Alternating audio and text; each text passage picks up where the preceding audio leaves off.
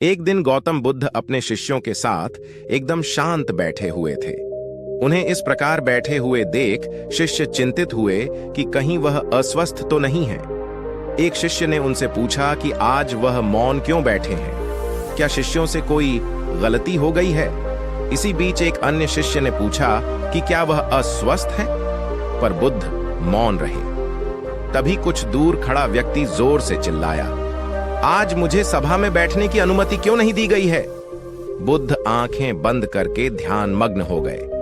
वह व्यक्ति फिर से चिल्लाया, मुझे प्रवेश की अनुमति क्यों नहीं मिली? इसी बीच एक उदार शिष्य ने उसका पक्ष लेते हुए कहा कि उसे सभा में आने की अनुमति प्रदान की जाए। बुद्ध ने आंखें खोली और बोले, नहीं, वह अछूत है, उसे आज्ञा नहीं दी जा सकती।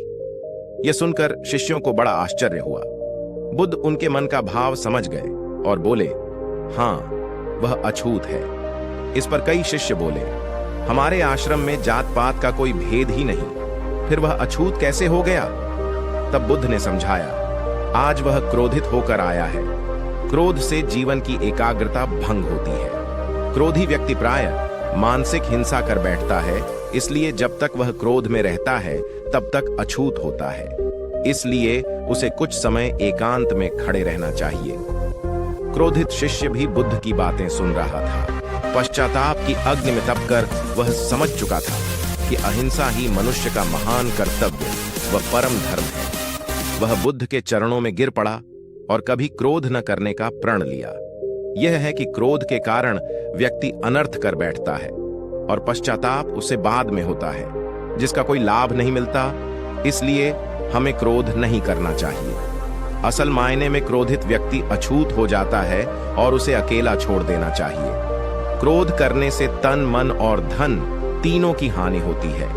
क्रोध से ज्यादा हानिकारक कोई और वस्तु नहीं है। तो दोस्तों, उम्मीद करता हूं हमारे इस छोटी सी कहानी आपको पसंद आया होगा।